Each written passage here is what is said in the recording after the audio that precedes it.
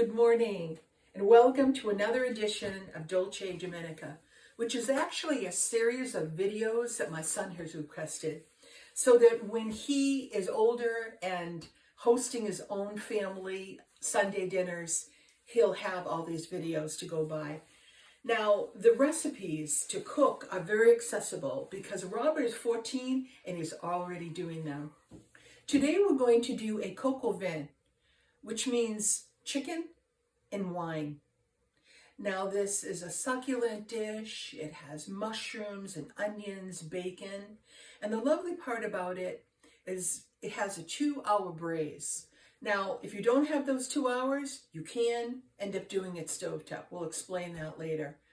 But during that 2-hour braise, we're able to relax. Maybe I'll have a glass of wine and set the table and anticipate having a lovely afternoon with family and friends.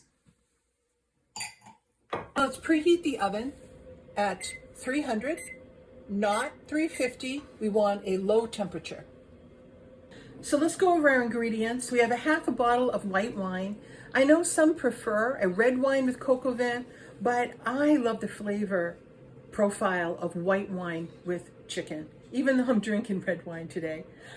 So we also have 1 teaspoon of tarragon, 1 teaspoon of dried thyme, along with a lovely large dried bay leaf, 1 onion sliced, 2 teaspoons of salt, and 1 teaspoon of freshly ground black pepper, a half cup of parsley, fresh parsley, and 4 cloves of garlic diced, 2 carrots, cute little shape instead of the slice, 1 pound of mushroom. Make them nice and chunky to go along with the texture of the chunky chicken. A half bag of baby pearl onion, 6 slices of chopped bacon. And then to thicken, we're going to use 2 tablespoons of flour that will be made into a slurry by adding it to 1 cup of chicken broth. And then when we begin our chicken fry, we will take 6 to 8 thighs. Now you could use a chicken leg. I prefer not to use a chicken breast in this application because it is going to cook up differently than the thigh, which has a higher fat content. We'll end up dredging it into the flour, but the chicken will be pre-seasoned with ground black pepper and salt. And lastly, we're going to have a nice olive oil to fry up our chicken in. All right, let's begin. So take each piece of chicken, pat it nice and dry. We have a little separate section of salt, pepper, salt, pepper, and then we want to dredge it in our flour. Do that with each piece.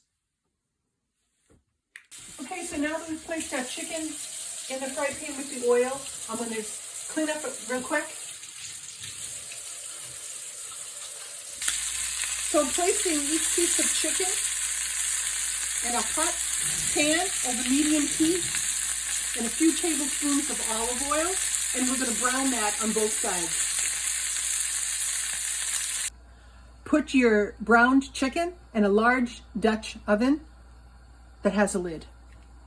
In goes the bacon, and we're going to fry that up to render the fat, which is what our veggies will be cooked in. Remove the bacon and set aside. You've set aside your bacon that's been fried up, and we're going to reserve just a few tablespoons of the bacon fat in order to cook our veggies. I added the sliced onion, the carrot, and the mushroom to a few tablespoons of the bacon fat. Don't stir it around too much. You want the bottom of those mushrooms to caramelize just a bit. And while the veggies are sauteing, add the garlic. Let that go just about a minute. Don't burn the garlic. I've added the white wine, which is going to deglaze that pan of all those lovely little brown bits from the chicken, and also letting it go for a minute or so is going to burn off that alcohol. I've added those sauteed veggies to the Dutch oven that has the browned chicken. We're going to add our bacon.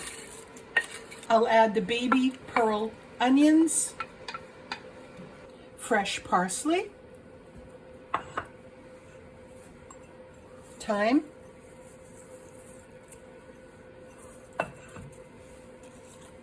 salt and pepper,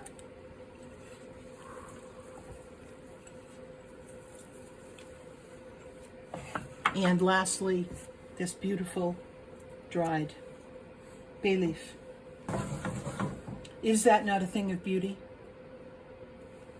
Cover it.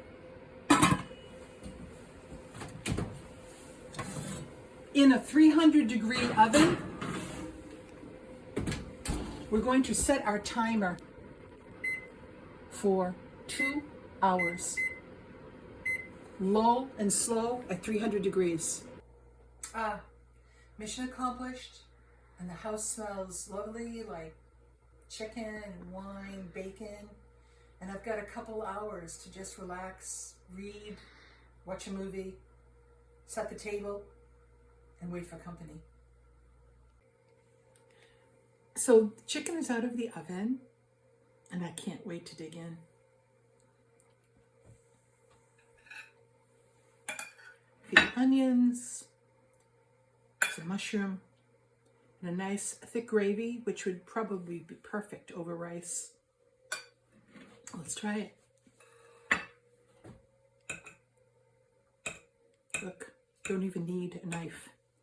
It's falling apart, tender.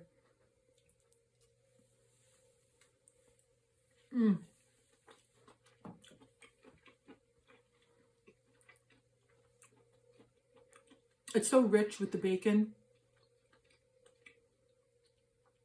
and the wine just adds that extra flavor. It's really lovely.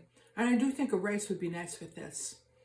And the other point too is that if you don't have the 2 hours, you could always just put this stovetop instead of in the oven and have it on simmer for 45 minutes. So there's that option as well. Enjoy, and I'm going to run and get dressed and get ready for company. Right from the parsley, Ma. It's a nice shape. You know, not the slices, but kind of.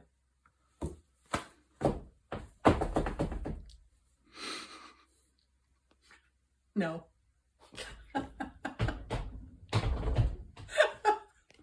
We have 6 slices. Blooper! Hey guys, thank you so much for watching. If you enjoyed this video today, please consider leaving a like and subscribing and following us. Peace.